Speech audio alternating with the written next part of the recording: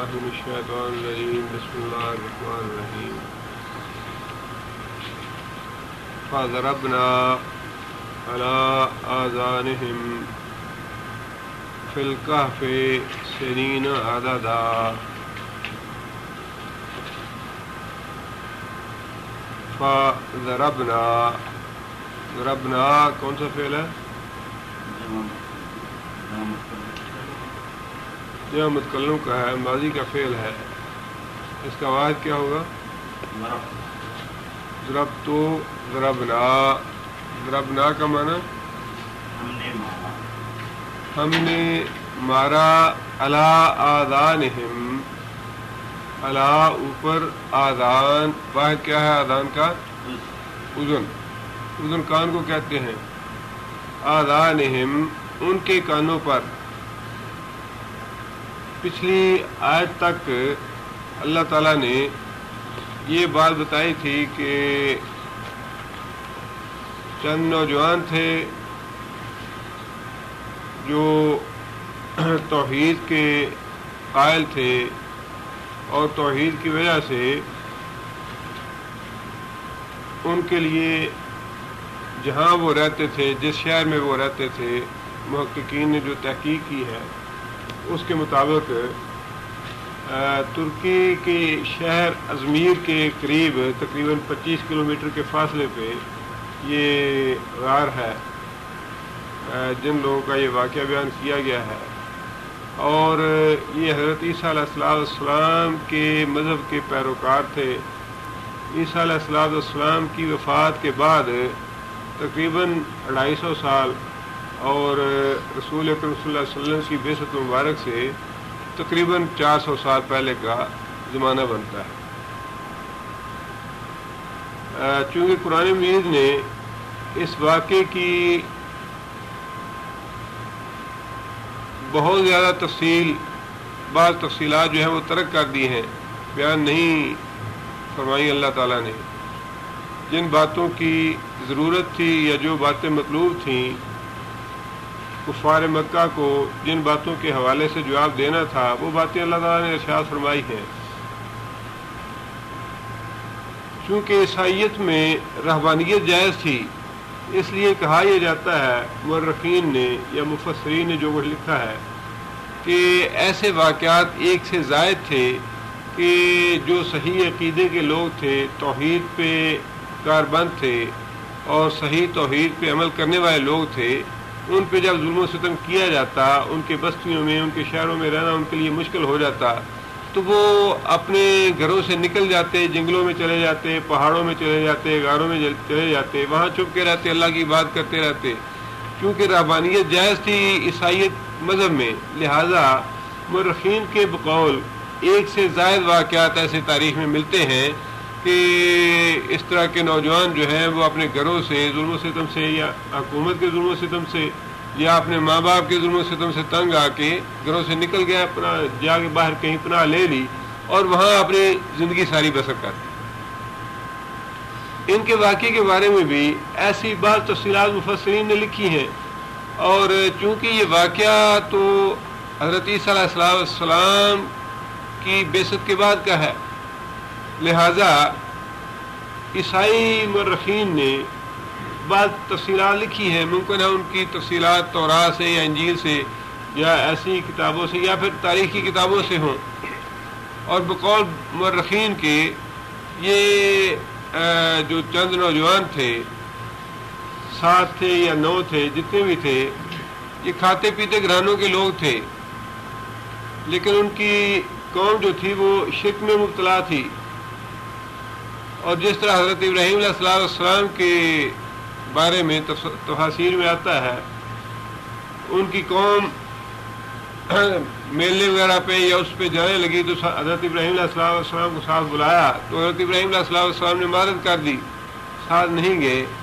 اسی طرح کسی ایسے ہی موقع پہ جب قوم نے اس کے بعد ان لوگوں کے بارے میں یہ مشہور ہو گیا کہ یہ لوگ ہمارے عقیدے کے تو مخالف ہیں اور ان کا عقیدہ صحیح نہیں ہے بقول ان کے، چنانچہ بات بڑھتے بڑھتے بادشاہ تک پہنچ گئی۔ بادشاہ نے بلایا انہیں اور بادشاہ نے استفسار کیا کہ تمہارا عقیدہ کیا ہے؟ ان لڑکوں نے کہا کہ ہمارا عقیدہ تو یہ ہے کہ اللہ کے سوا کسی کو الہ نہیں مانتے اور کسی کی بندگی یا کسی کی عبادت کرنے کو شرک سمجھتے ہیں۔ بادشاہ نے انہیں کچھ مہلت دی، 10 دن کی یا 8 دن کی، کہ تم لوگ سوچ لو، یا تو تم ہمارے مذہب پہ آ رہے ہو یا ہم تمہیں سنسار کر دیں گے یا قتل کر دیں گے۔ اس مہلت سے فائدہ اٹھا کے ان لوگوں نے اس شہر سے فرار کا راستہ اختیار کیا اور کہیں غار میں جا کے پناہ لے لی، جہاں پہ اللہ تعالیٰ نے انہیں کئی 100 سال تک، قرآن مجید کے ارشاد کے مطابق 309 سال تک وہ اس غار میں سوئے رہے، اور اس غار میں سونے کے بعد پھر اللہ تعالیٰ نے جگایا انہیں، اور کچھ جو ان کے درمیان باتیں ہوئی یا جو واقعات پیش آئے ان کا تذکرہ اللہ تعالیٰ نے فرمایا ہے، اور اس کے بعد فرمایا کہ ہم نے پھر انہیں سلا دیا۔ سلا دیے سے مراد یہ ہے کہ وہ واقعی نیند کی حالت میں سو گئے، یا سلا دینے سے مراد ان کی موت ہے۔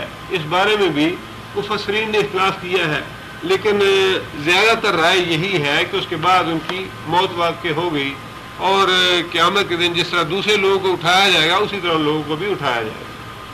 یہ ہے سارے واقعے کا قصہ، اور اس کی بعض تفصیلات بعض آیات سے حذف کر دی گئی ہیں، لیکن ان کا ربط جو ہے وہ آپس میں اس طرح سے ملایا جا سکتا ہے۔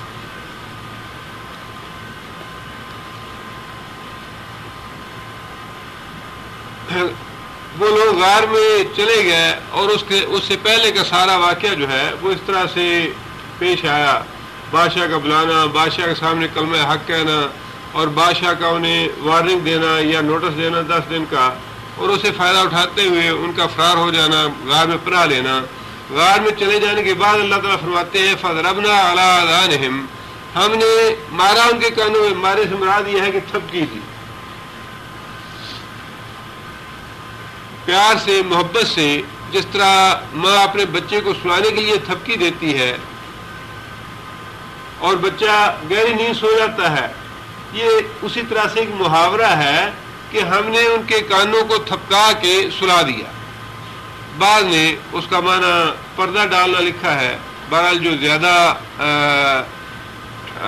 اقرب لگتا ہے سیاق و سباق سے یا زیادہ فہم کے قریب لگتا ہے وہ یہی ہے، فَضَرَبْنَا عَلَىٰ آذَانِهِمْ، ہم نے ان کے کانوں کو تھپکی دی، تھپکا دیا اور سلا دیا، فی الکہف، کہف میں، غار میں، سنین عددا، سنین کا واحد سنہ ہے، سال، سنین عددا، کئی سالوں تک کے لیے ہم نے ان کو سلا دیا۔ اس واقعے میں نبی صلی اللہ علیہ وسلم کی مخالفت اور اس کا انجام، اس کا جواب بھی ہے، اور اس واقعے میں کفار مکہ کا یہ اعتراض کہ مرنے کے بعد دوبارہ کیسے اٹھیں گے، اس کا جواب بھی ہے، اور جو امتحان لینا چاہتے تھے نبی صلی اللہ علیہ وسلم کا کہ واقعی یہ اللہ کے رسول ہیں یا نہیں، جواب دیتے ہیں یا نہیں دیتے، اس کا جواب بھی آ جاتا ہے۔ ساری چیزیں جو ہے اللہ تعالیٰ نے واقعے کا جواب اس طریقے سے دیا ہے کہ ان کے سارے اعتراضات کے جواب بھی اس میں آ جاتے ہیں، کفار کا منہ بند ہو جاتا ہے اور ان کو ایک طرح سے وارننگ بھی مل جاتی ہے۔ آگے اللہ فرماتے ہیں ثم باسنا، تھپکی دے کے سلا دینے کے بعد ثم پھر باسنا، کون سا فعل ہے باسنا؟ ماضی ہے جو متکلم کا صیغہ ہے، اس کا پہلا صیغہ کیا ہوگا؟ باسا، اس نے اٹھایا، باسا، اس نے اٹھایا،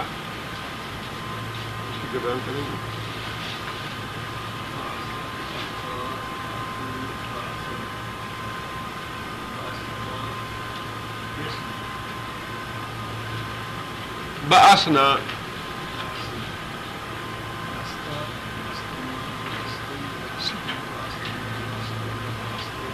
باسنا، ہم نے اٹھایا، ثم باسنا، پھر ہم نے اٹھایا، ہم ان کو، یہ 309 سال تک، 309 سال تک انہیں سلانے کے بعد ہم نے نیند سے اٹھایا ان کو، ہم کی ضمیر اسباب کاف کے لیے. لنعلم، لنعلم، نعلم کون سا فعل ہے؟ گزارا ہے جو متکلم کا صیغہ ہے. تاکہ ہم جانیں، لنعلم تاکہ ہم جانیں، ای الحزبین، ایو کا معنی سوالیہ ہے، یہ کون؟ حزبین. واحد کیا ہے حزبین کا؟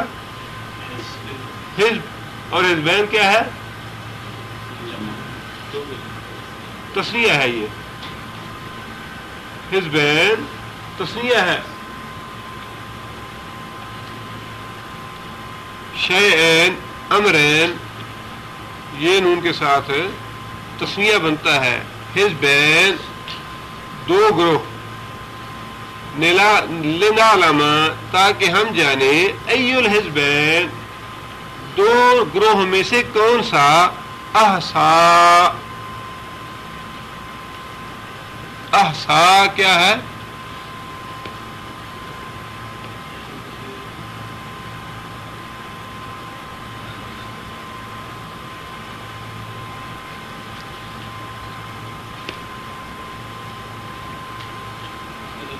اس میں تفصیل ہے. احصا کا معنی بہت زیادہ شمار کرنے والا، بہت زیادہ ماہر شمار کرنے میں، تاکہ ہم یہ دیکھیں کہ شمار کرنے میں جو بہت زیادہ ماہر ہیں لوگ، وہ اس عرصے کو کتنا شمار کرتے ہیں. دو گروہوں سے مراد کون سے گروہ ہیں؟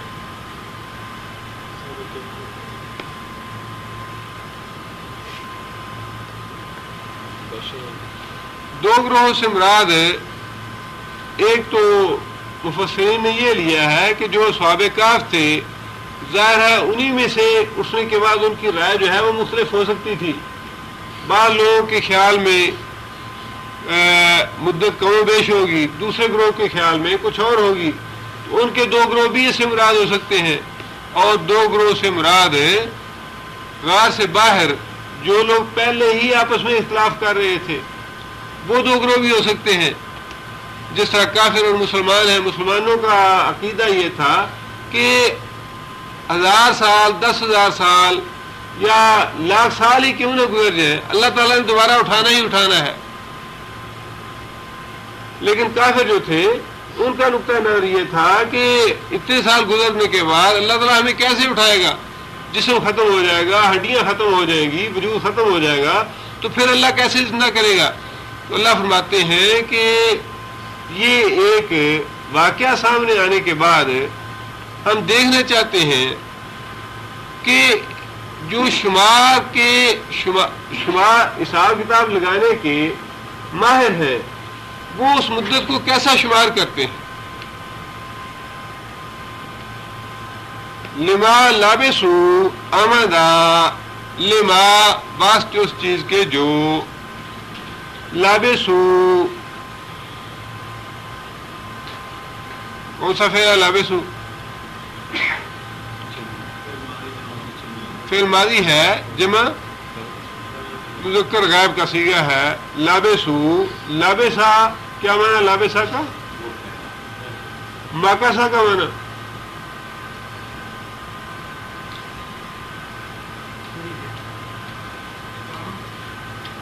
یہ دونوں لفظ پہلے بھی استعمال ہوئے ہیں. ماکاسا کا لفظ اس سورہ میں بھی اور سورہ اسراء میں بھی، بنی اسرائیل میں بھی، دونوں صورتوں میں استعمال ہوا ہے. اور لابسا کا لفظ بھی استعمال ہوا ہے، پہلے کئی دفعہ ہوا ہے. لابسا کا معنی بھی ٹھہرنا، ماکاسا کا معنی بھی ٹھہرنا ہے. ان دونوں میں فرق یہ ہے، لابسا کا معنی ہے مستقل قیام کے لیے ٹھہرنا، مستقل قیام کے لیے کسی جگہ ٹھہرنا، سکونت مستقل اختیار کرنا، اسے لابسا کہتے ہیں. ماکسا کہتے ہیں کسی کا انتظار کرنے کے لیے ٹھہرنا، کسی کا انتظار کرنے کے لیے تھوڑی مدت کے لیے رکنا یا ٹھہرنا، اس کے لیے ماکسا کا لفظ استعمال ہوتا ہے. لابسا کا لفظ مستقل سکونت کے لیے، مستقل رہائش کے لیے اور مستقل ٹھہرنے کے لیے استعمال ہوتا ہے۔ اللہ فرماتے ہیں کہ ہم یہ دیکھنا چاہتے تھے کہ دونوں گروہوں میں سے کون سا گروہ احصا بہت زیادہ شمار کرنے والا ہے، بہت زیادہ عقل مند ہے شمار کرنے میں۔ کس چیز کو شمار کرنے میں؟ لما واسطے اس چیز کے جو لابسو وہ ٹھہرے، آمدن مدت، یعنی جتنی مدت وہ ٹھہرے یا انہوں نے گزارا اس کے غار میں، جتنا وقت گزارا، جتنی مدت گزاری، اس کا وہ کتنا شمار کرتے ہیں۔ نحن نقص، اب یہاں سے پہلے تو اللہ تعالیٰ نے اس واقعے کا اجمالی طور پہ ذکر فرما دیا کہ اصحاب کہف کا واقعہ جو ہے مختصر طور پہ تو یہ ہے۔ اب اللہ تعالیٰ آگے تفصیل اس کی بیان فرما رہے ہیں اور فرماتے ہیں کہ نحن نقص، نحن کیا ہے؟ نحن جب متکلم کی ضمیر ہے، نحن ہم، نقص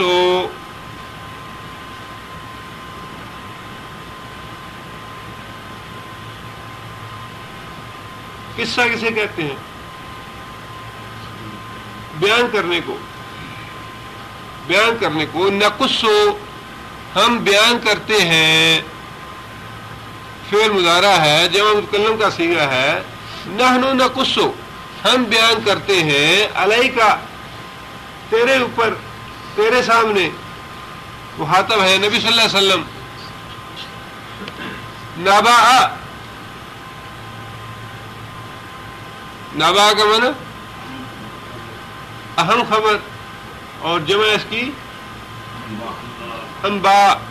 نبا خبر، ہم ان کی، ہم سے مراد اصحاب کہف ہے یہاں پہ، بالحق حق کے ساتھ، ٹھیک ٹھیک، بلا کم و کاست، سچی سچی خبر یا سچی بات، سچا واقعہ جو ہے وہ ہم بیان کرتے ہیں تیرے سامنے اصحاب کہف کا۔ انہم بے شک وہ، فتیتن، فتیہ کا لفظ پہلے بھی آیا ہے، اس کا واحد کیا ہے؟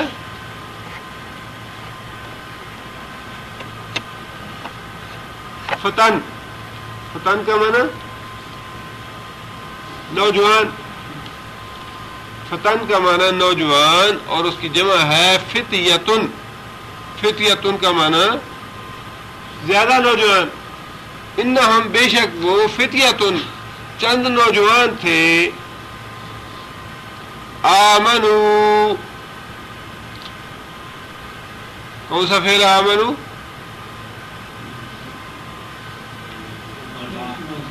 ماضی ہے جو ہم لوگ غیب کا صیغہ ہے۔ آمنو جو ایمان لائے، بربہم اپنے رب پر، وہ چند نوجوان تھے جو ایمان لائے اپنے رب پر، بزدنا، زدنا ماضی جو متکلم کا صیغہ ہے، کیا معنی زدنا؟ ہم نے زیادہ کیا، ہم نے اضافہ کیا، ہم ان کو کس چیز میں زیادہ کیا؟ ہدن، ہدایت میں، رہنمائی میں۔ ایمان لانے کا، اللہ تعالیٰ پہ ایمان لانے کا فطری نتیجہ یہ ہے کہ اللہ تعالیٰ انسان کی ہدایت میں اضافہ کرتے ہیں۔ جتنا انسان کا ایمان پختہ ہوگا اتنا ہی اللہ تعالیٰ اس کے لیے ہدایت کے راستے زیادہ کھول دیتے ہیں۔ جتنا انسان کا ایمان ڈھیل میل قسم کا، ضعیف قسم کا ہوگا اتنے ہی انسان انتشار کا شکار ہوتا ہے۔ جتنا انسان کا ایمان پکا اور پختہ ہوگا انسان کو اتنی زیادہ یکسوئی حاصل ہوتی ہے۔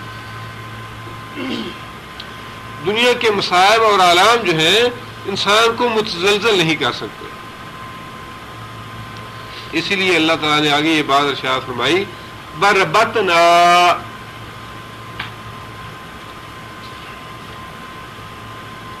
ربطنا کون سا فعل ہے؟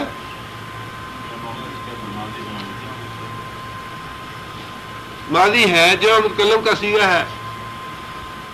ربط کا معنی باندھنا، تعلق رکھنا، رابطہ رکھنا، مربوط باندھی ہوئی چیز کو کہتے ہیں. ربطنا ہم نے باندھ دیا، ربطنا ہم نے باندھ دیا، مراد کیا ہے؟ سے مضبوط کر دیا. علی قلوبہم، علی اوپر، قلوبہم ان کے دلوں کے، ہم نے ان کے دلوں کو مضبوط کر دیا ان کے ایمان لانے کی وجہ سے اور اپنے ایمان کو بچانے کے لیے گھر بار چھوڑ دینے کی وجہ سے.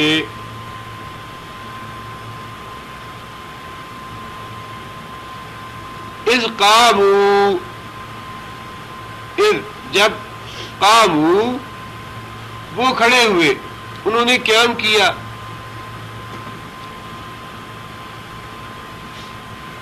ماضی کا فعل ہے اور جو مذکر غائب کا صیغہ ہے. اذ قاموا جب وہ لوگ کھڑے ہوئے، کہاں کھڑے ہوئے؟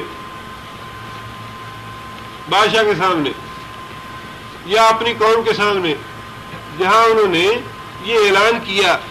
کیا اعلان کیا؟ ربنا ہمارا رب، رب السماوات آسمانوں کا رب ہے. ہمارا رب وہ ہے جو آسمانوں کا رب ہے، والارض اور زمین کا رب ہے. لن ندعو من دونہ، لن ندعو ہم ہرگز نہیں پکاریں گے، ہم ہرگز دعا نہیں کریں گے. من دونہ سوائے اس کے، سوائے اللہ کے، سوائے اللہ کے ہم کسی کو نہیں پکاریں گے. یہ ہمارا عقیدہ ہے. الہن الہ کے طور پہ.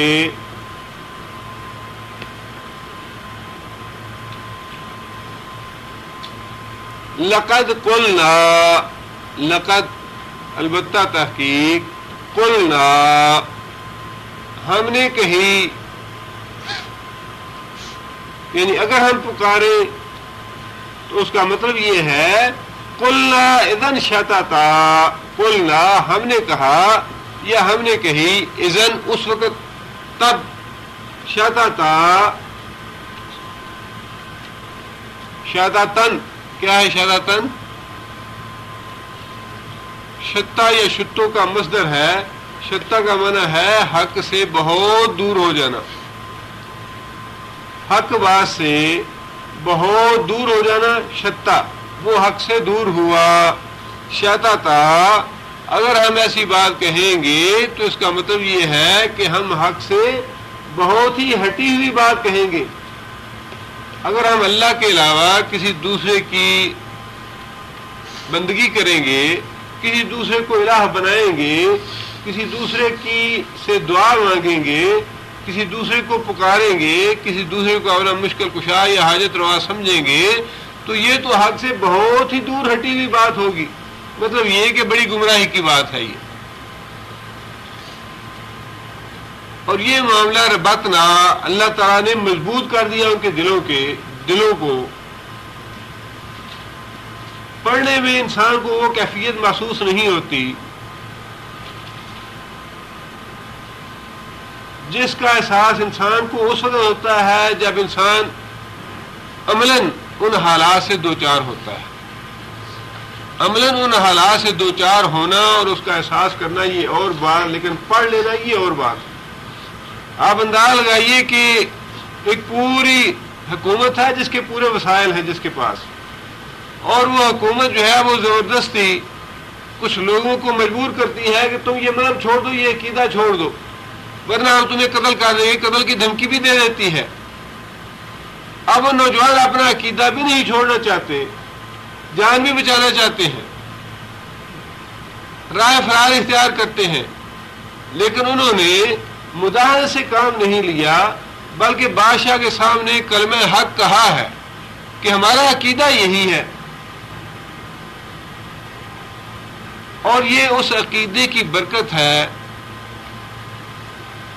کہ اللہ تعالیٰ دنیا میں ان کے واقعی دل بڑے مضبوط کر دیتا ہے کہ انسان تصور نہیں کر سکتا کہ واقعی یہ اس طرح کی قربانیاں کلمہ توحید کے لیے دی ان لوگوں نے۔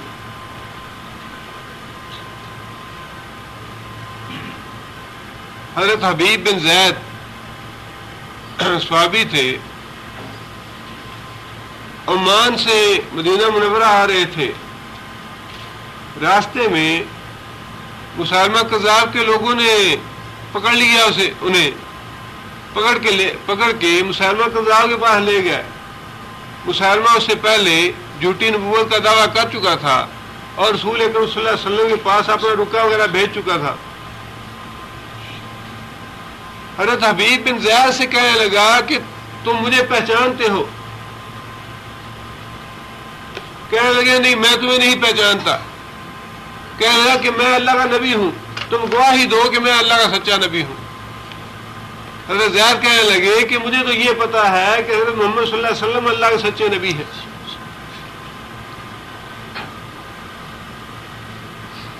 پھر اس نے کہلوانا چاہا، حضرت حبیب نے پھر انکار کیا۔ اس نے حکم دیا کہ حضرت حبیب کا ہاتھ کاٹ دیا جائے۔ حضرت حبیب کا ہاتھ کاٹ دیا گیا اور کہنے لگا کہ بتاؤ میں سچا نبی ہوں یا نہیں؟ حضرت حبیب رضی اللہ تعالیٰ عنہ نے پھر کہا کہ اشہد ان محمد رسول اللہ، میں گواہی دیتا ہوں کہ محمد صلی اللہ علیہ وسلم اللہ کے رسول ہیں۔ مسلمہ کذاب بدبخت نے ایک ایک جوڑ جو تھا وہ کٹوا دیا حضرت حبیب کا، اور ہر جوڑ کاٹنے کے بعد پوچھتا کہ بتاؤ میں اللہ کا سچا نبی ہوں یا نہیں ہوں؟ اور حضرت حبیب رضی اللہ تعالیٰ عنہ ہر مرتبہ یہی کہتے ہیں اشہد ان محمد رسول اللہ، میں گواہی دیتا ہوں کہ محمد صلی اللہ علیہ وسلم اللہ کے رسول ہیں۔ اسی طرح شہید کر دیا انہیں۔ اب دیکھیے کہ ویسے تو شریعت میں بھی یہ رخصت ہے کہ اپنی جان بچانے کے لیے انسان کلمہ ایسا کہہ دے جس سے جان بچ سکتی ہے تو کہہ دینا چاہیے، لیکن استقامت یہ ہے، یا اللہ تعالیٰ نے یہ جو فرمایا کہ وَرَبَطْنَا عَلَىٰ قُلُوبِهِمْ، ہم نے ان کا دل بڑا مضبوط کر دیا، وہ یہی ہے کہ جو لوگ ایمان لے آتے ہیں اور اس کے لیے استقامت کا مظاہرہ کرتے ہیں، اس کے لیے تو کوئی یہ تکلیفیں ہی نہیں رہتی، ان کے سامنے جنت نظر آتی ہے کہ وہ جنت ہے، ہمارا گھر ہے جہاں ہم نے جانا ہے۔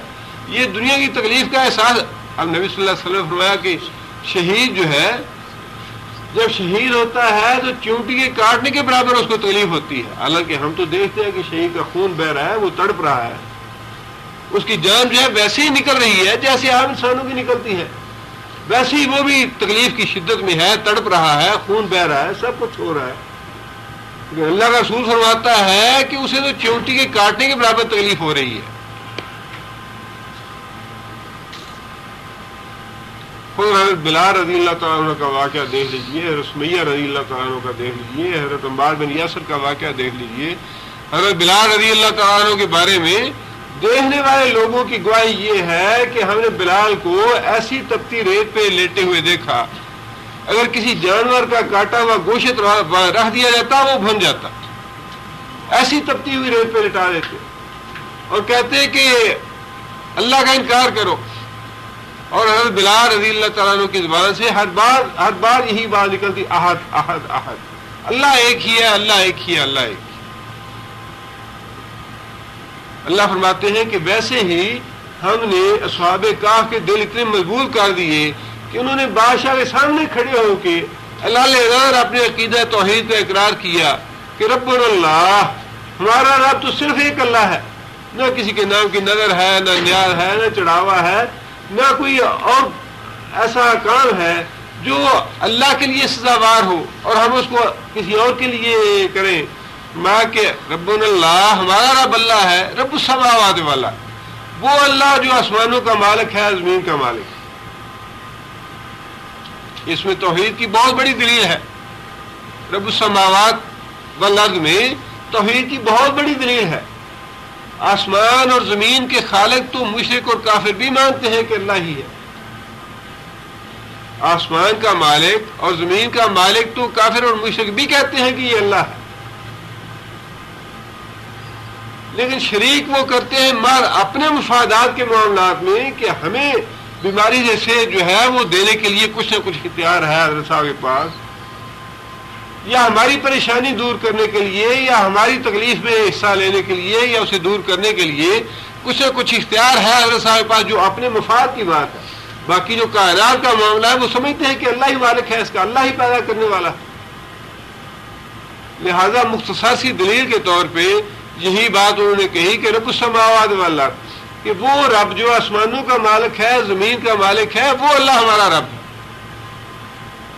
اس کے علاوہ ہم کسی سے دعا نہیں کریں گے، کسی کو پکاریں گے نہیں، اور اگر کریں اذن شتاتا تو یہ بڑی ہی گمراہی کی بات ہوگی، بڑی ہی حق سے ہٹی ہوئی بات ہوگی۔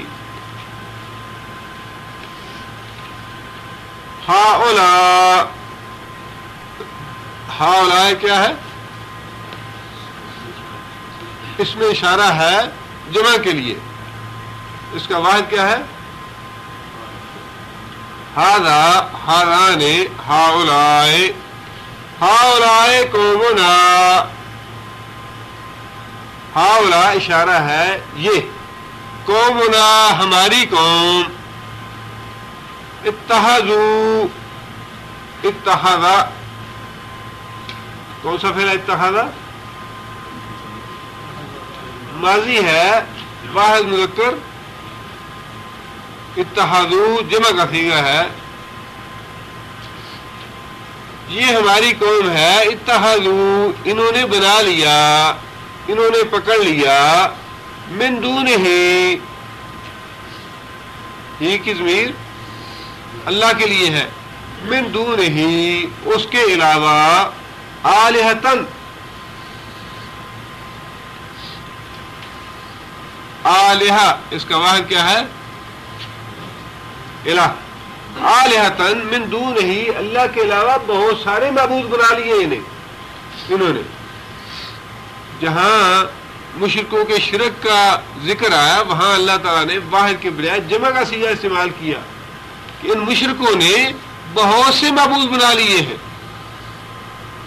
ہندوؤں کے ہاں کروڑوں کے حساب سے معبود ہیں، ہر آدمی کا اپنا اپنا الگ معبود ہے، اور ہندوؤں کے ہاں کیا، مسلمانوں کے ہاں بھی اپنا اپنا معبود ہے ہر ایک کا۔ کوئی پیر صاحب کے نام کی 11ویں دیتا ہے، کوئی علی حجویری کے نام کی نظر نیاز دیتا ہے، کوئی معین الدین چشتی کے نام کی دیتا ہے، کوئی بابا فرید کے نام کی دیتا ہے۔ کسی نے کسی کو معبود بنا لیا، کسی نے کسی کو بنا لیا۔ یہی ہے دلیل اس کے باطل ہونے کی۔ خالق، مالک اور رازق تو ایک ہونا چاہیے سب کا۔ جس نے آسمانوں کو بنایا، جس نے زمین کو بنایا، جس نے سب کو پیدا کیا ایک طریقے سے، وہ تو ایک ہی ہونا چاہیے۔ لیکن مشرکوں کا جہاں پہ اللہ نے ذکر فرمایا وہاں جمع کا صیغہ استعمال فرمایا کہ یہ مشرک لوگ جو ہیں انہوں نے بہت سے الہ بنا رکھے ہیں۔ کوئی کسی سے اپنی حاجتیں مانگتا ہے، کوئی کسی سے اپنی مرادیں طلب کرتا ہے، کوئی کسی سے کرتا ہے۔ آگے یہ بات جو ہے وہ اصحاب کہف آپس میں کر رہے ہیں کہ یہ ہماری قوم کتنی گمراہ ہے۔ پہلی جو آیت تھی یا پہلا حصہ جو تھا یا پہلی ان کی کلام جو تھی وہ تو بادشاہ کے سامنے تھی یا پوری قوم کے سامنے تھی، جب انہوں نے طلب کیا انہیں، اور انہوں نے اس بات کا اعلان اقرار کیا کہ ہاں واقعی ہم تو اللہ کے علاوہ کسی کو معبود نہیں مانتے۔ اب یہ بات وہ آپس میں کہہ رہے ہیں کہ ہارا قومنا، کہ یہ ہے ہماری قوم، اتحادو جنہوں نے بنا لیا، من دونہ آلہہ اللہ کے سوا بہت سارے معبود۔ اور آگے وہ کہتے ہیں کہ لولا یاتون، لو کیوں، لا یاتون کون سا فعل ہے؟ مضارع منفی، لو کیوں، لا یاتون نہیں لاتے وہ لوگ، لا یاتون نہیں لاتے وہ لوگ، علیہم ان کے اوپر، کن کے اوپر،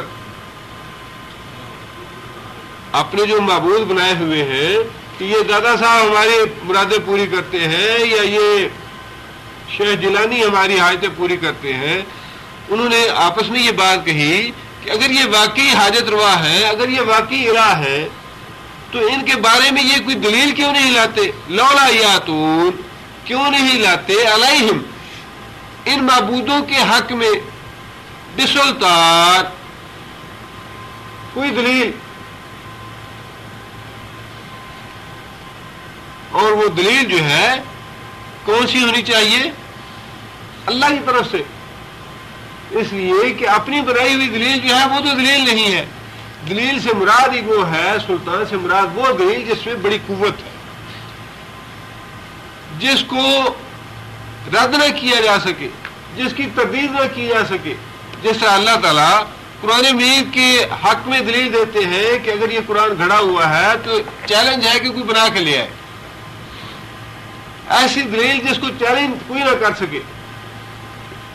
انہوں نے آپس میں یہ بات کہی کہ اگر یہ لوگ واقعی الہ ہیں جن کی یہ بندگی کرتے ہیں، جنہیں پکارتے ہیں، اب یہ دیکھیے کہ مسئلہ توحید ہے کتنا اہم،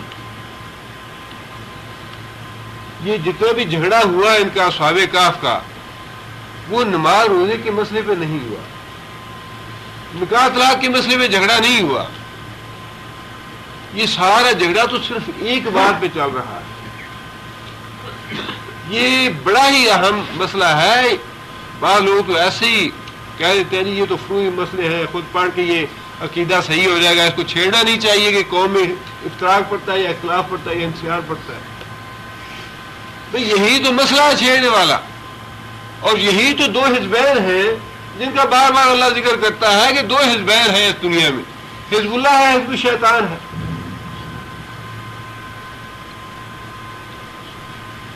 ایک عقیدہ توحید کے پیروکار ہے، ایک عقیدہ شرک کے پیروکار ہے، تیسرا تو کوئی ہے ہی نہیں، منافق ہے تیسرے لیکن وہ بھی در حقیقت مشرک یا کافر ہے۔ یہ سارا جھگڑا، یہ سارا جو معاملہ چل رہا ہے، حضرت ابراہیم علیہ السلام نے اس باپ کو گھر سے نکالا، کس بات پہ نکالا؟ اس بات پہ نہیں نکالا تم نمازیں کیوں پڑھتے ہو، یا تم سچ کیوں بولتے ہو، یا تم بڑوں کی عزت کیوں کرتے ہو، اس بات پہ نہیں نکالا۔ یہ تو ایسی یونیورسل ٹروتھ ہے جن کا کوئی مذہب جن کی تبدیل نہیں کر سکتا، کوئی برا نہیں کہتا، قتل کرنے کو کون برا کہے گا، ڈاکہ ڈالنے کو کون اچھا کہے گا، جھوٹ بولنے کو کون اچھا کہے گا۔ ساری دنیا کے مذاہب جو ہے، یہ جو ہیومن ورچوز ہیں، انسانی اقدار ہیں، انہیں تو برا کوئی بھی نہیں کہتا، ہندو مت نہیں کہتا، بدھ مت نہیں کہتا، عیسائیت نہیں کہتی، یہودیت نہیں کہتی، سارے کہتے ہیں بھائی قتل نہ کرو، جھوٹ نہ بولو، ڈاکہ نہ ڈالو، غصب نہ کرو، چوری نہ کرو، یہ چیزیں تو سارے مذہب کہتے ہیں۔ جھگڑا کس بات کا ہے؟ جھگڑا تو بار بار کوئی بھی یہی بتاتا ہے کہ پیغمبر آئے تو ان کے ساتھ بھی جھگڑا یہی تھا، ارے عبد اللہ، بندگی اللہ ہی کرو، کون نے وہ نہیں کی، پیغمبروں کو نکال دیا یا قتل کر دیا۔ اصحاب کہف کا واقعہ جو تھا وہ ویسے تو جواب خود مانگا بیوقوفوں نے، اس سوال کا جواب تو خود انہوں نے مانگا کہ ہمیں بتائیے جی اصحاب کہف کیا ہے، لیکن اللہ تعالیٰ نے تو بڑی حکمت سے جواب جو ہے وہ ان کے اوپر، ان کے منہ پہ تھپڑ لگا دیا کہ جو حرکتیں تم کر رہے ہو وہی معاملہ اصحاب کہف کے ساتھ ہوا، اور پھر دیکھو کہ ہم نے کس طرح ان کی حفاظت کی اور کس طرح ان کے جو باطل عقائد تھے ان کا رد کیا۔ بنیادی بات ہے عقیدہ توحید، عقیدہ توحید صحیح نہیں ہے تو جتنی اونچی عمارت اس سے بنا لیجیے نیک اعمال کی ساری غارت۔ یہ کبھی نہ سمجھیے لاڈ میوں نے بڑا اسپتال بنا لیا تو اس کو اس کا صلہ ملے گا، صلہ اس کا دنیا میں یہ ہے قیامت تک اس کا نام باقی ہے، اس کے اسپتال کے اوپر اس کا نام لکھا ہے، گنگا رام کا اسپتال ہے یا میو کا اسپتال ہے، فلاں کا فلاں کا، اس کے علاوہ کچھ ذرہ برابر اللہ کے یہاں نہیں ہے، سیدھے جہنم میں گئے۔ جب تک اللہ پہ اور اللہ کے رسول پہ ایمان نہیں ہے، اور خالص ایمان جس میں کسی قسم کے شرک یا میرش نہ ہو، خالص الہیت،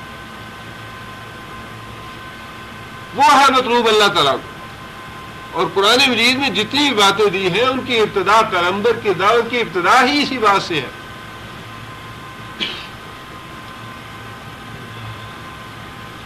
اصحاب کہف کا واقعہ ہی یہ اللہ نے بتایا کہ ان کا جھگڑا جو تھا وہ بھی توحید پہ ہی تھا، ان کو بھی جلا وطن کیا گیا یا جلا وطن ہونے پہ مجبور ہوئے، اپنے گھر بار چھوڑنے میں مجبور ہوئے، ہجرت پہ مجبور ہوئے، تو اس کی وجہ بھی توحید تھی۔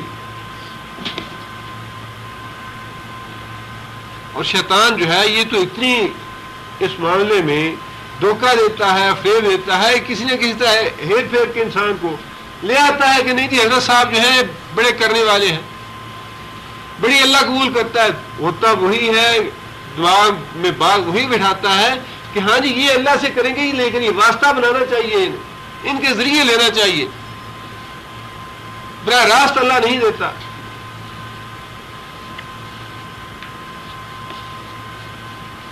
لولا یاتون، کیوں نہیں لاتے، علیہم، اپنے معبودوں کے حق میں، بسلطان، کوئی مضبوط دلیل، بین، واضح دلیل۔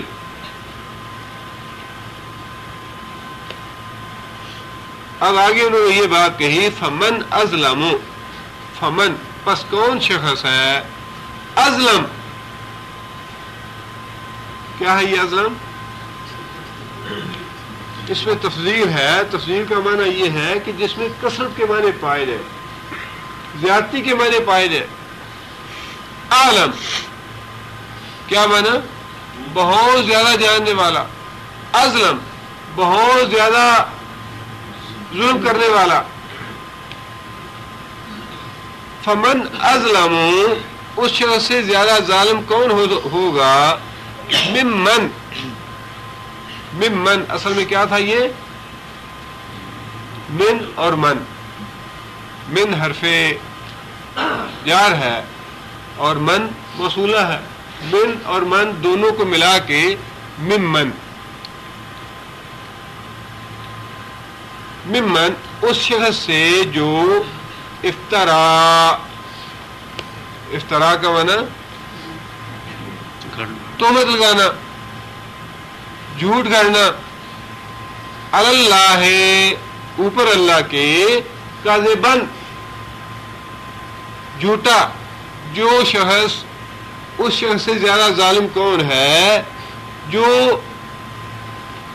جھوٹی بات کہے، جو گھڑے اللہ کے لیے جھوٹ، جو گھڑے اوپر اللہ کے جھوٹ، اس شخص سے زیادہ ظالم کون ہوگا۔ یہ بات اصحاب کہف آپس میں کر رہے ہیں کہ یہ لوگ جو شرک کرتے ہیں، دوسروں کو اپنا معبود بناتے ہیں، ان سے اپنی مرادیں اور اپنی حاجتیں طلب کرتے ہیں، یہ تو اللہ تعالیٰ پہ جھوٹ کرنا ہے۔ اللہ نے کسی کو داتا نہیں بنایا، اللہ نے کسی کو قسمتوں کا مالک نہیں بنایا، اللہ نے کسی کو اولاد دینے والا نہیں بنایا، تو پھر یہ کیوں کہتے ہیں کہ فلاں اولاد دیتا ہے یا فلاں روزی دیتا ہے، فلاں سے دیتا ہے، فلاں مشکل میں کام آتا ہے، یہ کیوں ایسے کہتے ہیں؟ اور اگر ان کے پاس کوئی دلیل ہے اللہ تعالیٰ کی طرف سے، سلطان بین، تو پھر یہ لاتے کیوں نہیں؟ یہ دلیل ہے اس بات کی۔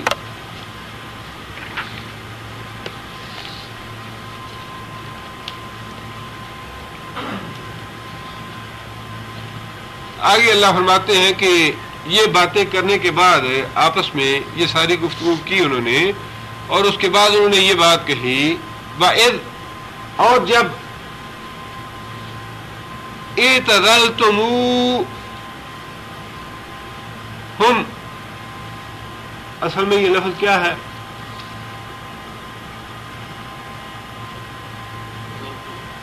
اعتزلتم، واو جو ہے وہ ہم کے ساتھ ملانے کے لیے اس کا اضافہ ہوا، ہم جو ہے وہ الگ ضمیر ہے، اور اعتزلتم یہ کون سا فعل ہے جی؟ اعتزلتم، فعل ماضی ہے جو مذکر حاضر کا صیغہ ہے، اس کا مادہ کیا ہے؟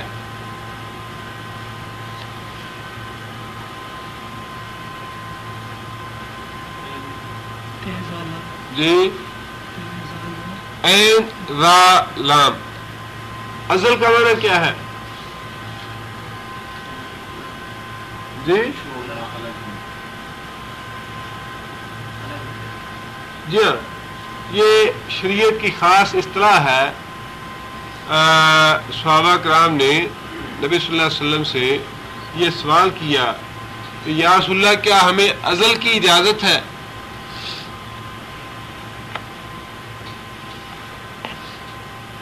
ازل کہتے ہیں کہ جب میاں بیوی آپس میں ملتے ہیں تو انزال سے پہلے دونوں کا الگ ہو جانا ایک دوسرے سے ازل کہلاتا ہے۔ یعنی مرد اور عورت ایک دوسرے سے مباشرت کریں لیکن اولاد نہ چاہنے کے لیے ایک دوسرے سے الگ ہو جائیں، اس عمل کو ازل کہتے ہیں۔ شریعت کی اصطلاح میں یہ لفظ ہی، اس کا مفہوم ہی یہ ہے، ازل کا معنی الگ ہو جانا۔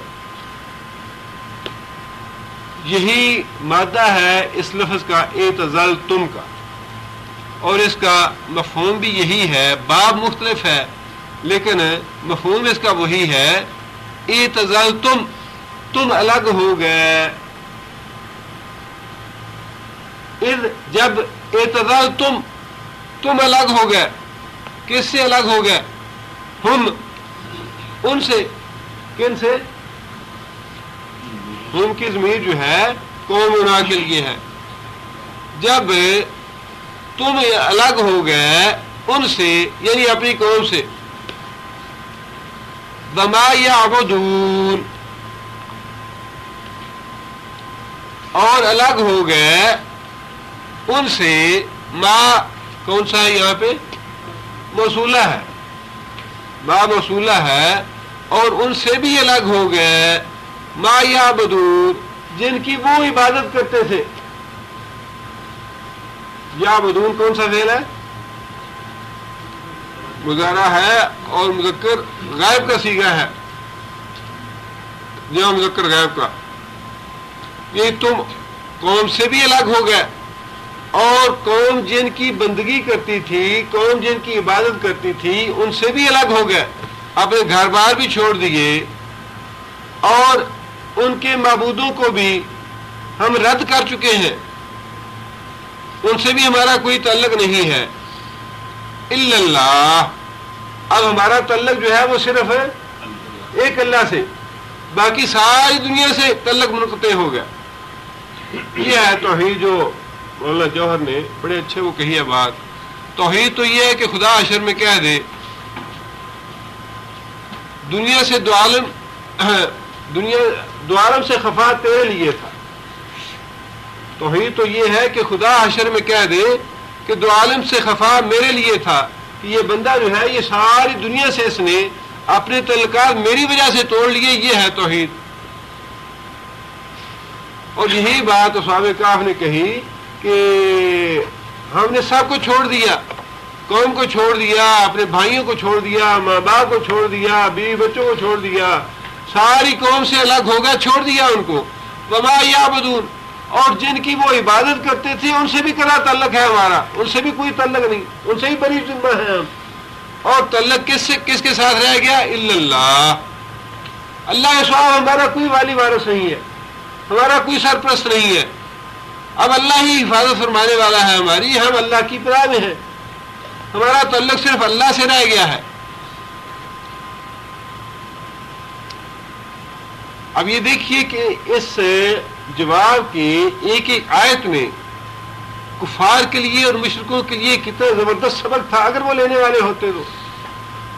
ایک ایک آیت میں زبردست عبرت ہے اور درس ہے کافروں کے لیے اور مشرکوں کے لیے۔ فَأْبُوا، فَأْبُوا، فا الگ ہے، پس آبو، آوا، اس سے پہلے ہم پڑھ چکے ہیں۔ 10 نمبر آیت میں اذ اول فتیہ تو آوا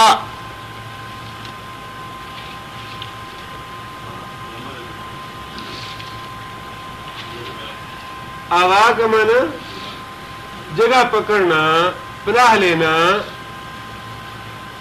اول فتیہ تو جب پناہ لی جوانوں نے الالکاف غار میں، غار کی طرف. یہ وہی لفظ ہے لیکن یہاں پہ امر ہے آبو، پناہ پکڑو، آؤ. کہاں آؤ؟ الالکاف، غار کی طرف. یہ ساری باتیں آپس میں مشورے کے طور پہ وہ کر رہے ہیں. پہلی بات بھی انہوں نے آپس میں کہی اور یہ دوسری بات بھی وہ آپس میں مشورے کے طور پہ کر رہے ہیں کہ اب ہم نے ساری دنیا کو چھوڑ دیا، صرف ایک اللہ ہمارا حامی و ناصر ہے. اب اپنے بچاؤ کے لیے ہم اس غار میں پناہ لیتے ہیں، آؤ ہم اس غار کے اندر داخل ہو جائیں. ینشر لکم، ینشر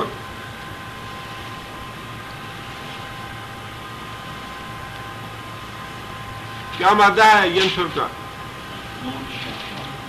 نون شین را. نشر کا معنی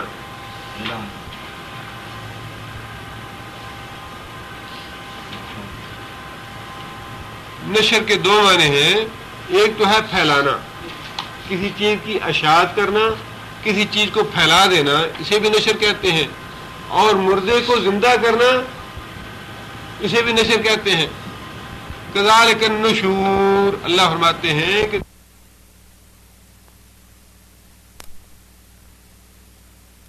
دینا، مرنے کے بعد اٹھانا اور لوگوں کو اکٹھا کرنا حشر نشر کہلاتا ہے.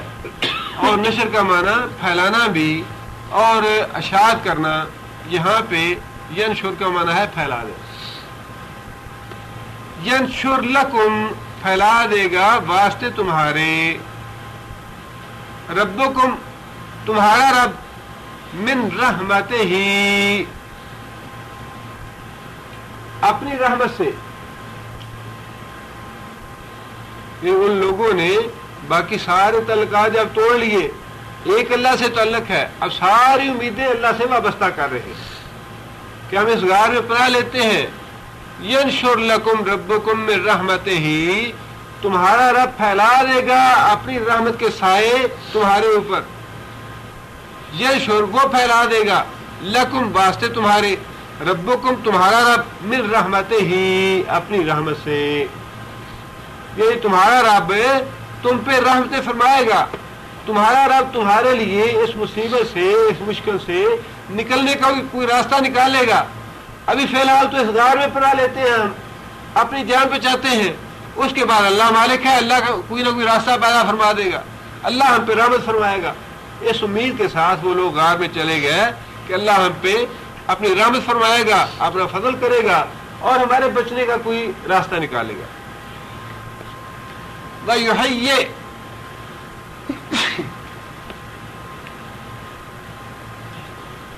وَيُحَيِّئُ، یہ لفظ پہلے بھی استعمال ہوا ہے.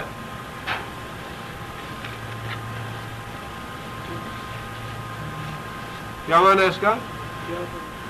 جی، تیار کرنا، مہیا کرنا کا لفظ اردو میں استعمال ہوتا ہے. مہیا کرنا، یحیی، اصل میں یہ لفظ جو ہے حیات، میں نے بتایا تھا کہ حیات کا لفظ جو ہے استعمال ہوتا ہے عربی میں بھی اردو میں بھی. حیات کا مطلب ہے حالت، کیفیت. اور بنائے گا، مہیا کرے گا، لکم، واسطے تمہارے،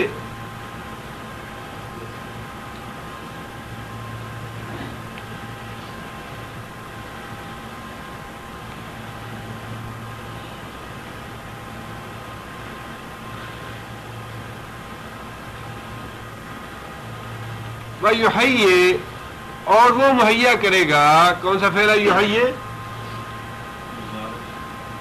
مضارع ہے اور صیغہ واحد مذکر غائب کا. یحیی، اور وہ مہیا کرے گا اور وہ بنائے گا، لکم، واسطے تمہارے، मिन अमरिकुम, अमर का माना मामला,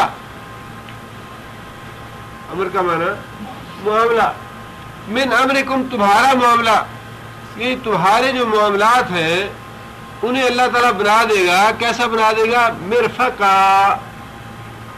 मिरफकन। रफीक किसे कहते हैं?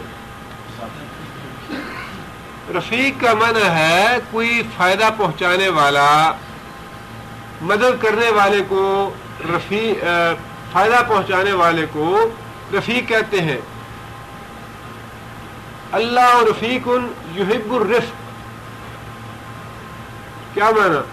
अल्लाह फायदा पहुंचाने वाला है, अल्लाह मदद करने वाला है। वह युहिब्बुर रिफ्क, और मदद करने को, फायदा पहुंचाने को अल्लाह पसंद करता है।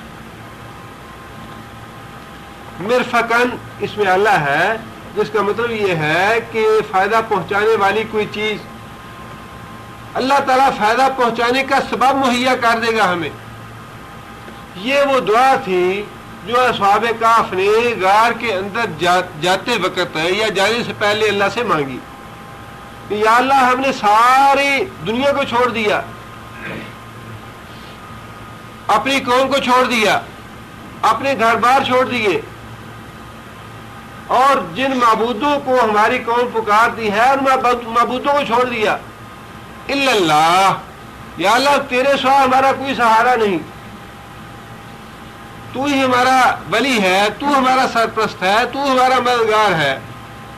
अब उन्होंने आपस में ये बात कही, फ़अबू इलल कहफ़, आओ इस गार के अंदर दाखिल हो जाए। यंशुर लकुम रब्बुकुम मिन रहमतिही, अल्लाह ताला से बेहतर तवक्कुआ के साथ, बेहतर उम्मीदों के साथ अल्लाह की रहमत का सवाल करते हुए वो उस गार में दाखिल हुए, ये बात कहते हुए कि तुम्हारा रब जो है वो तुम पे अपनी रहमत फैला देगा, तुम्हारा रब अपना फजल कर देगा और हमारे लिए कोई ना कोई रास्ता पैदा फरमा देगा। व युहय्यि लकुम, और मुहैया करेगा वास्ते तुम्हारे, मिन अमरिकुम, तुम्हारे काम से, मिरफकन, आसानी का सामान, मदद का सामान। हमारे मामले को अल्लाह ताला आसान बना देगा और इन जालिमों से बचने का कोई ना कोई रास्ता अल्लाह हमारे लिए पैदा फरमा देगा। ये बात कह के वो लोग गार में दाखिल हुए। गार के अंदर दाखिल होके वो लोग सो गए और कुरान मजीद के अरशाद के मुताबिक 309 साल तक सोए रहे। अब उनकी जो कैफियत है उसके बारे में अल्लाह ताला ने आगे ये बात इरशाद फरमाई है, तरा शम्सा, तरा कौन सा फेल है? तरा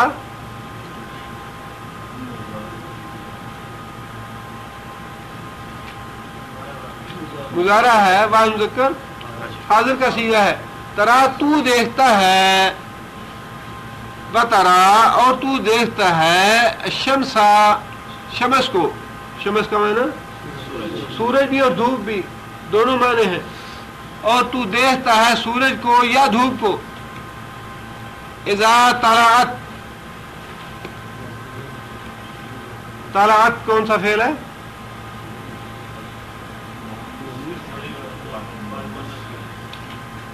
वाहिद मुन्नस गायब और मादी का फेल है।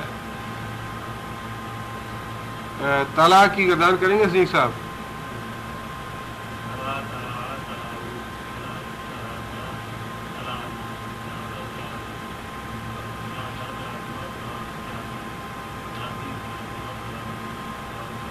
तलाना, तलाअत, ये मुन्नस का सीगा किसके लिए इस्तेमाल हुआ है? शमस के लिए, इसलिए कि सूरज जो है अरबी में मुन्नस इस्तेमाल होता है और चांद मुज़क्कर इस्तेमाल होता है। तारा अल बद्र अलैना बड़ा मशहूर वो शेर है जब नबी सल्लल्लाहु अलैहि वसल्लम हिजरत करके मदीना मुनव्वरा तशरीफ ले गए। तरा शम्सा, तू देखता है सूरज को या धूप को, इज़ा तलाअत, जब वो तुलू होता है। क्या देखता है? तदावरो, तदावरो क्या मादा है तदावरो का?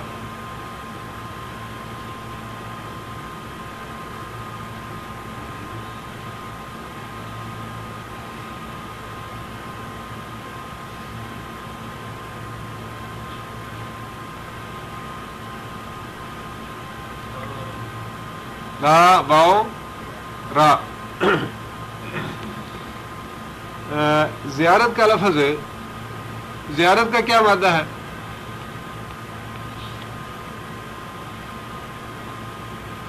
وہی مادہ ہے زیارت کا بھی، را واو را، اور یہ لفظ جو ہے اس کا مفہوم بھی وہی ہے، تداورو کا معنی ملنا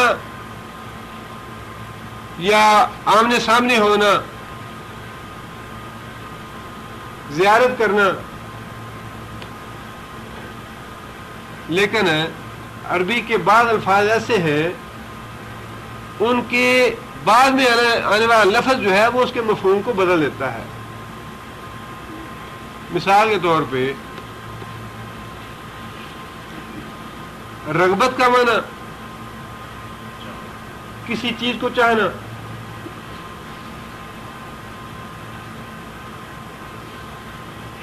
لیکن اس راغبہ کا معنی ہے چاہنا، اس نے چاہا. لیکن اگر راغبہ کے بعد ان کا لفظ آ جائے اس کا معنی کیا ہو جائے گا؟ اس کا معنی بالکل الٹ بن جائے گا. من راغبہ ان سنتی، جس نے میری سنت کو نہ چاہا. من راغبہ سنتی کا معنی من راغبہ سنتی، جس نے میری سنت کو چاہا. اور من راغبہ ان سنتی، من جس نے میری سنت کو نہ چاہا. اسی طرح تداورہ کافم کا مطلب ہوگا غار کو ملا، یا غار کے اوپر آ گئی دھوپ. لیکن جب ان آ جائے گا بعد میں تو اس کا مطلب یہ ہوگا کہ غار سے ہٹ گئی دھوپ، پرے ہو گئی، زیارت نہ کی. تداورہ زیارت کی کاف کی، اور تداورہ ان کافم زیارت نہ کی. لہذا مفہوم یہ ہوگا بطر الشمس، تو دیکھتا ہے سورج کو، اذا طلعت، جب سورج طلوع ہوتا ہے، تداور ان کافہم، وہ کاف سے ہٹ جاتا ہے سورج. تداورہ کترا جاتا ہے، ہٹ جاتا ہے، کافہم ان کی کاف سے، ان کی غار سے. ہم کی ضمیر کس کے لیے؟ اصحاب کاف جو اندر سوئے ہوئے ہیں. ہم کی ضمیر جو ہے وہ ان لوگوں کے لیے جو اندر سوئے ہوئے ہیں. تو دیکھتا ہے کہ اللہ تعالیٰ نے ان کی نیند میں خلل نہ پڑنے کا یہ سبب بنا دیا کہ سورج جو ہے جب طلوع ہوتا ہے، اصل میں جو اس کی وضاحت لکھی ہے وہ یہ ہے کہ کاف کا غار کا منہ جو ہے وہ شمال کی طرف تھا. سورج مشرق سے طلوع ہوتا تو تب بھی غار کے منہ پہ اس کا گزرنا ہوتا. اسی طرح جب سورج غروب ہونے لگتا، خواہ وہ سورج سردیوں میں اور گرمیوں میں اپنی جگہ بدلتا رہتا ہے کافی، اور وہ مطلع جو ہے کافی حدود اس کی وسیع ہے. لیکن اللہ فرماتے ہیں کہ اس وسیع حدود کے باوجود سورج جو ہے وہ اپنی جگہ بدلتا رہتا ہے. لیکن بدل کے باوجود کوئی بھی وقت ایسا نہ ہوتا سال میں جب سورج جو ہے وہ ان کے کاف کے منہ پہ آتی، نہ ہی طلوع ہوتے وقت نہ ہی غروب ہوتے وقت. جب سورج طلوع ہوتا تب وہ داہنی طرف ہٹ جاتا، اپنے راستے پہ چلا جاتا، اور سورج جو ہے وہ کاف کے اندر داخل ہونے سے بچ جاتی. اسی طرح جب سورج غروب ہونے لگتا تو پھر بھی اللہ فرماتے ہیں کہ تھوڑا جو ہے وہ بائیں طرف ہو جاتی دھوپ یا سورج، اور ان کی غار میں سورج داخل نہ ہونے، شمس جو ہے دھوپ داخل نہ ہونے پاتی. تو دیکھتا ہے سورج کو جب طلوع ہوتا ہے، تداور ان کافہم، ان کی غار سے ہٹ جاتا ہے، ان کی غار سے کترا کے گزر جاتا ہے، ذات الیمین، داہنی طرف. یمین کا معنی داہنا، ذات کا معنی طرف. ذات الیمین داہنی طرف ہو کے کترا کے غار کے منہ سے گزر جاتا ہے. آگے اللہ فرماتے ہیں وَإِذَا غَرَبَتْ، یہاں بھی بعض مؤنث غائب کی کا صیغہ اللہ نے استعمال فرمایا غروب ہونے کے لیے. اذا غربت، جب غروب ہوتا ہے، تقرضهم، تقرضو مادہ کیا ہے؟ قاف را داد، قرض کا معنی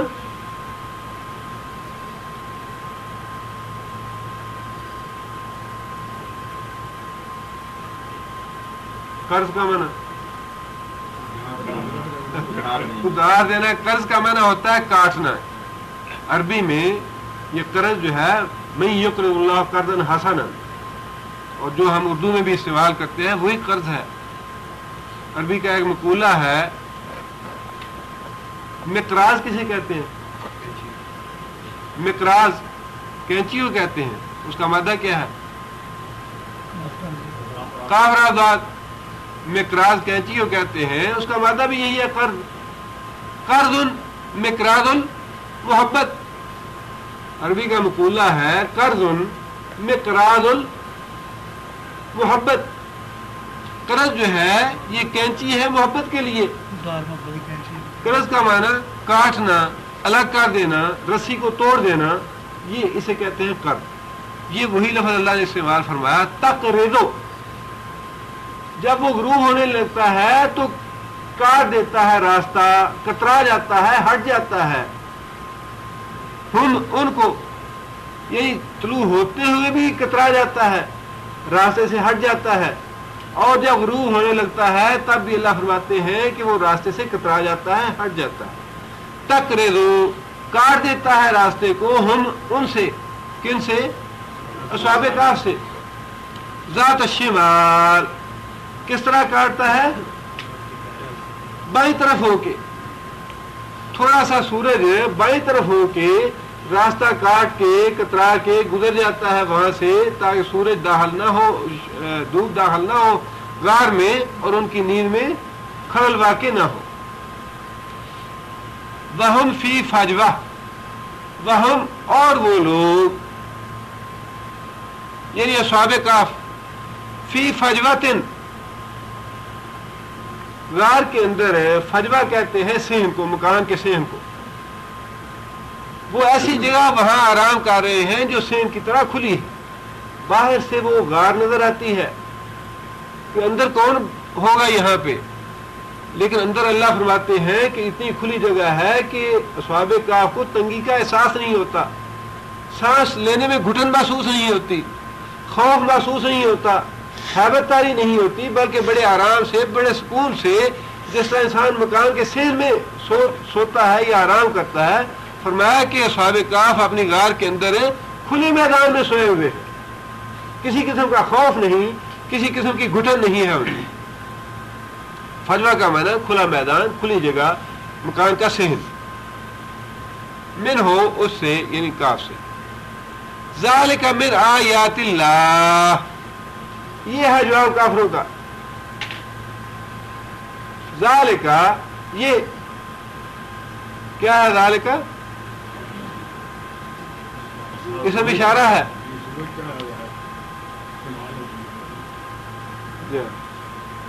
اسم اشارہ ہے کس کے لیے؟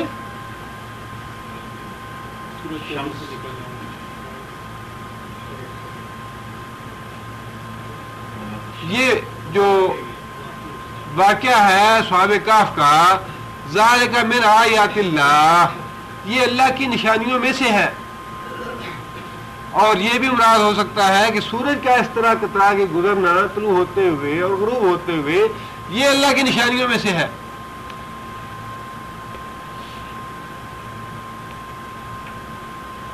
اب یہ دیکھیے کہ سارے کافروں کے سوال جو ہے ایک ایک کر کے جواب آ رہا ہے. اس میں کافروں کا یہ کہنا کہ جی آپ ہمیں ہماری آنکھوں کے سامنے یہاں سے چشمہ نکال کے دکھائیے، ہماری آنکھوں کے سامنے ایک ہرا بھرا باغ ہونا چاہیے آپ کے لیے، ہماری آنکھوں کے سامنے سونے کا مکان ہونا چاہیے آپ کے لیے، ہماری آنکھوں کے سامنے آپ آسمانوں پہ چڑھ جائیں، آسمانوں سے ہمارے لیے خط لے کے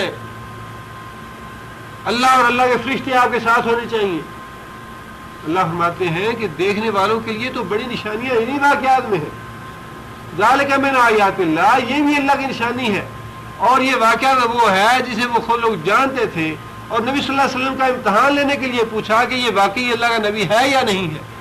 فرمایا کہ اس میں تمہارے لیے نشانی ہے، اس سے سبق کیوں نہیں حاصل کرتے اگر تم کرنا چاہتے ہو. آگے اللہ فرماتے ہیں من یہد اللہ، من جو شخص یہد اللہ، یہدی کون سا فعل ہے؟ مضارع ہے، وہ مذکر غائب کا صیغہ یہد اللہ، اللہ ہدایت دیتا ہے یا جس کو اللہ ہدایت دے، فہو المہتد، محتد کیا ہے؟ اسم فاعل ہے، ہدایت پانے والا، جس کو اللہ ہدایت دے وہی ہدایت پانے والا ہے۔ بڑی جگہ پہ اللہ تعالیٰ نے یہ بات ارشاد فرمائی ہے کہ ہدایت جو ہے وہ اللہ نے اپنے ہاتھ میں رکھی ہے، ہدایت دینا نبی صلی اللہ علیہ وسلم کا کام بھی نہیں۔ نبی صلی اللہ علیہ وسلم کو بار بار اللہ نے فرمایا کہ اے محمد صلی اللہ علیہ وسلم آپ پیغام پہنچا دینے والے ہیں، ہدایت میرے ہاتھ میں ہے، تمہارے ہاتھ میں نہیں ہے، جسے میں چاہوں گا ہدایت دوں گا، اور میں بہتر سمجھتا ہوں کہ کون ہدایت کے لائق ہے۔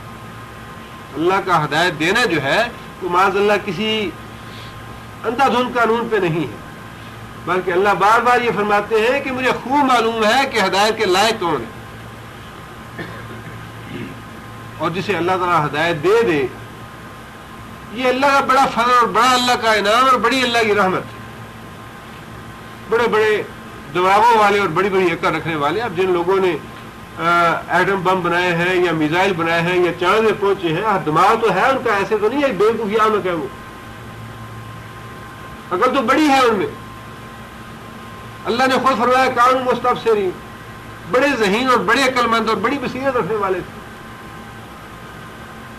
لیکن اللہ فرماتے ہیں کہ ہدایت جو ہے وہ میرے ہاتھ میں ہے، میں جسے چاہتا ہوں، جس کے بارے میں سمجھتا ہوں کہ یہ ہدایت کے لائق ہے، اسے ہدایت دیتا ہوں، اور ہدایت اسے ہی ملتی ہے جسے اللہ ہدایت دیتا ہے۔ اس لیے ہمیں یہ سبق دیا گیا ہے کہ ہر نماز کی ہر رکعت میں اہدنا الصراط المستقیم اللہ سے مانگتے رہیں، ہر وقت اللہ تعالیٰ سے دعا مانگتے رہنا چاہیے کہ یا اللہ ہمیں سیدھا راستہ دکھا، سیدھے راستے کی ہدایت دے، اور سیدھے راستے کی ہدایت دے دے تو پھر اللہ تعالیٰ سے استقامت کا مفہوم بھی اسی دعا میں ہے۔ اہدنا الصراط المستقیم جو ہے اس میں ہدایت کی دعا بھی ہے، اور ہدایت پہ استقامت کی دعا بھی ہے کہ یا اللہ جو ہدایت تو نے دی ہے اس ہدایت پہ ہمیں قائم بھی رکھ۔ ومن یضلل، ومن اور جو شخص، یضلل کون سا فعل ہے؟ مضارع ہے، وہ مذکر غائب کا صیغہ ہے، یضلل وہ گمراہ کرتا ہے، جسے اللہ گمراہ کرتا ہے، فلن تجدا، لن تجدا کون سا فعل ہے؟ جی ہاں مضارع بلند ہے، لن تجدا تو ہرگز نہیں پائے گا، لہو واسطے اس کے، کس کے؟ جسے اللہ نے گمراہ کرنا چاہا، لن تجد لہو ہرگز نہیں پائے گا تو واسطے اس کے، ولیین مرشدن، ولیین سرپرست، مددگار، دوست، مرشد، مرشد کا معنی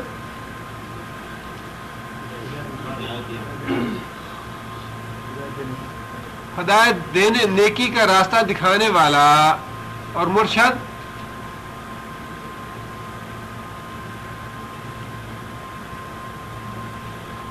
مرشد جو ہے، مرشد کا معنی نیکی کا راستہ دکھانے والا، ہدایت کا راستہ دکھانے والا، اور اگر شین پہ زبر ہو مرشد مفعول بن جائے گا،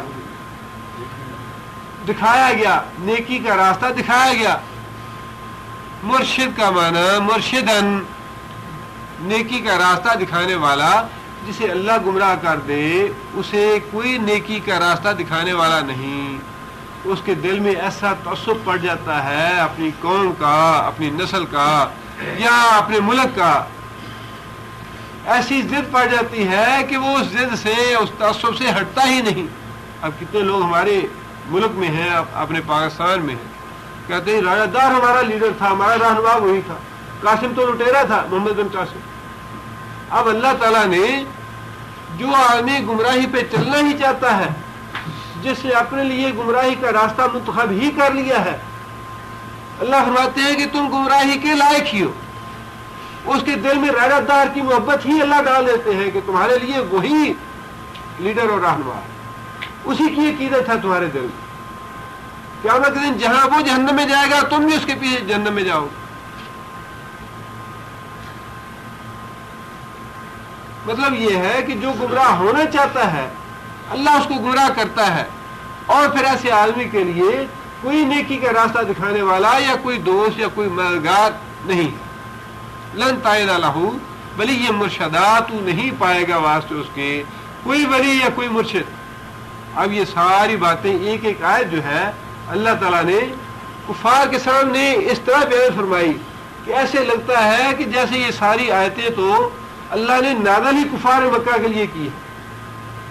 کہ دیکھو ایک وہ لوگ تھے جن کو اللہ تعالیٰ نے ہدایت نصیب کی، اپنی قوم کو چھوڑ دیا، اپنا گھر بار چھوڑ دیا، سب کچھ چھوڑ دیا، اور جن کو انہوں نے اپنے معبود بنائے ہوئے تھے کہ یہ ہماری حاجتیں پوری کرنے والے ہیں، ہماری نظر نیازیں ان کے لیے ہیں، ہماری مصیبت اور ہماری مرادیں پوری کرنے والے ہیں، ان سب کو چھوڑ دیا اور اللہ کی رحمت کا سوال کیا کہ یا اللہ تو اپنی رحمت کے سائے پھیلا دے ہم پہ، یا اللہ ہمارے کام آسان فرما دے اپنے فضل سے.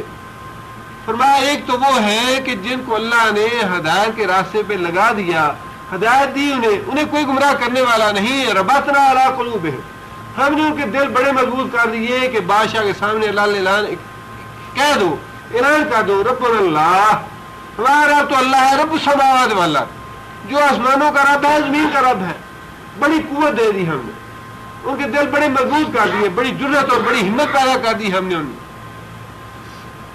اور دوسری طرف ان کی قوم تھی جن کو اللہ فرماتے ہیں کہ ہم نے گمراہ کیا، ان کے گمراہی کے انتخاب کی وجہ سے انہوں نے گمراہی کا راستہ منتخب کیا تو ہم نے ان کو گمراہ کیا. اب اسی طرح تمہارے پاس رسول اللہ صلی اللہ علیہ وسلم آئے ہیں اور ان کے چند ساتھی ہیں، انہوں نے تمہارے سامنے اعلان اس بات کا اعلان کیا ہے، اقرار کیا ہے ربنا اللہ، ہمارا رب تو اللہ ہے. یہ تمہارے لات اور عزا اور جتنے بھی معبود ہیں نہیں مانتے، ہم انہیں چھوڑنا پڑا، چھوڑ دیا. کوئی حبشہ میں چلا گیا، کوئی مدینہ چلا گیا، کہیں چلا گیا، ہجرت کر کے اسی طرح چلے گیا. اور فرمایا کہ رسول اللہ صلی اللہ علیہ وسلم کے جو پیروکار ہیں ان کو اللہ تعالیٰ نے ہدایت نصیب فرمائی، وہی ہدایت یافتہ ہے. اور جنہوں نے اپنے لیے گمراہی کا راستہ منتخب کیا، کفار نے، مشرکین نے، ان کے لیے گمراہی کا راستہ ہی ہے اور ان کے لیے کوئی نیکی کا راستہ بتانے والا نہیں. جس طرح اصحاب کہف کے معاملے میں تھا ویسا ہی اصول، ویسا ہی قانون اللہ تعالیٰ کا.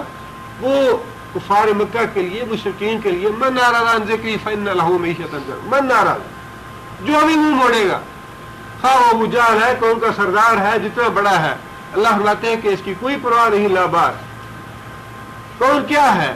لیکن میرا ایک قانون ہے کہ جو ہدایت چاہتا ہے اللہ اسے ہدایت کے راستے پہ چلا دیتا ہے اور اسے کوئی گمراہ نہیں کر سکتا. اور جو اپنے لیے گمراہی کا راستہ منتخب کرتا ہے اللہ فرماتے ہیں کہ میں اسے گمراہ ہی کرتا ہوں اور اس کے لیے کوئی ہدایت دینے والا نہیں.